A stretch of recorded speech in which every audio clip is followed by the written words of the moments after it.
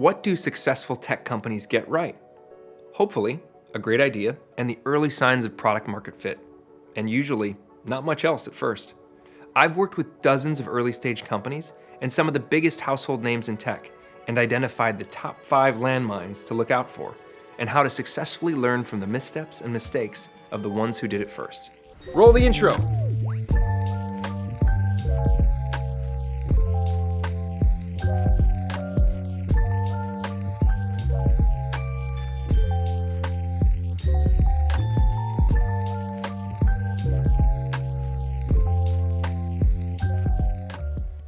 What's up, everybody? My name is Jason Shafton, and I'm the founder of Winston Francois, a growth consulting firm. Welcome to another video where I growth-splain, give you the unvarnished truth, and help you become a better marketer and leader. Let's talk about what great companies do right so you don't get it wrong. Failure can be our best teacher. Often, we learn more from our failures than from our successes. We can also learn a lot from other people's failures. So here are the top 5 areas where I see companies struggle, waste time, and stall growth. Heed these warnings and grow smarter and faster. 1. Performance marketing. Companies get things right when they start with a great product, achieve product market fit, and have product-led growth levers that just work.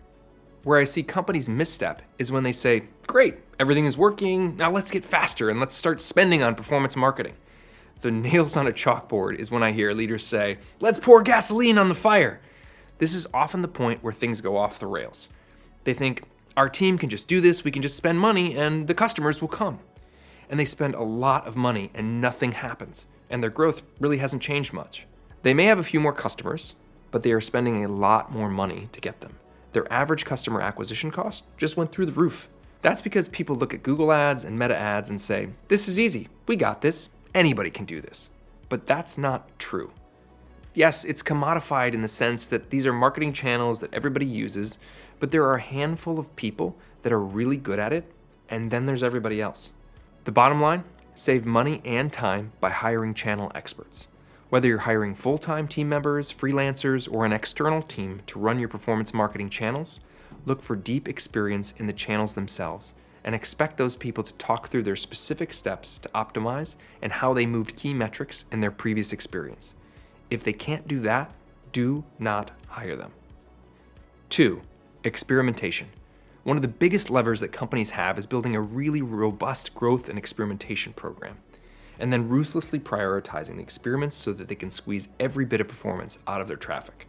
This can look like having a series of experiments that you want to run across your funnel, your onboarding within your app experience, and on your website. So how do you do this? First, create the necessary infrastructure, data tracking, dashboards, and reporting, and then start testing. Here's one way to get started. Create a simple spreadsheet that has columns for the experiment name, a description, and a RICE score. RICE stands for reach, impact, confidence, and effort. Download our free RICE experimentation prioritization template at wf.team/RICE.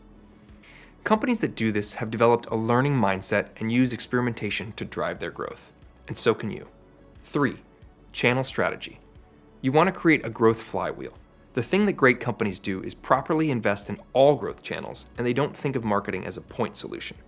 They invest in conversion rate optimization, product marketing, lifecycle marketing, performance marketing, public relations, aka PR and communications, content marketing, and social media marketing. And they relentlessly test these channels to identify what works and what doesn't. Great organizations identify channels that work and double and then triple down on them. They also don't give up on channels that haven't worked unless they've really given it a try, with experts responsible for experimentation and execution who have exhausted the potential ways to test out the channel. And when something isn't working, they've got the data to back their decision to kill the channel. 4. Brand building. Large companies will spend millions on really expensive brand agencies, or hundreds of thousands if they're a startup, to buy a brand that is awesome. But brand is only good to a point, because brand is just a manifestation of your product. Brand is an empty vessel that you fill with meaning. So companies that have a great brand also happen to have a great product. Companies have to understand that there's a symbiotic relationship between their product and their brand, and that to invest in brand is to acknowledge that you want to raise awareness about your brand, and you're going to have to spend money to get more people to know who you are. And you should only expect them to remember one thing about you. So we've got to figure out what that one thing is.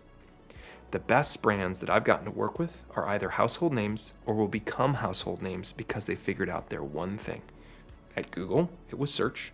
At Headspace, it was meditation. What is your one thing? A great lesson in what not to do is erasing billions of dollars of brand equity in a moment by changing your logo to the letter X. While that's an extreme example, remember that once you have built a product and a brand that people love, amplify that love, embrace it, and build upon it. Your brand is your product, and it's what your customers think of you. As Larry and Sergey would say at Google, focus on the user and all else will follow. And our final one, 5, scaling. Your headcount is not the goal. Scaling has nothing to do with how many people work for you. The best companies have incredibly high revenue per employee. They don't give a shit about how many people they have and only hire when they have a ton of need for a role and when it's painful. Let me say that again. Hire when it hurts, not because you can. And the business has to scale faster than the people. The greatest brands and businesses that I've been a part of have scaled because they figured out product market fit, product-led growth, and built successful growth marketing channels. And then they strategically placed people behind those areas to support them, to build them, and to scale them. Finally, sometimes scaling means firing people. Sometimes it means fewer humans and more systems and more automation. We're in the age of generative AI, and we're all scrambling to not have our jobs automated away. So scaling a company should be thoughtful and the right combination of people, process, and product to achieve the best results. We've covered a lot. Let's do a quick rundown. Performance marketing, hire an expert. Experimentation, use it to drive growth. Channel strategy, double down on what works. Branding, build a great product. That is your brand. And scaling, hire when it hurts. To hear more tips and get content delivered to your inbox, sign up for our newsletter at wf.team/subscribe. Hit subscribe so you never miss a new video. Thanks for watching. Grow safe out there and see you soon.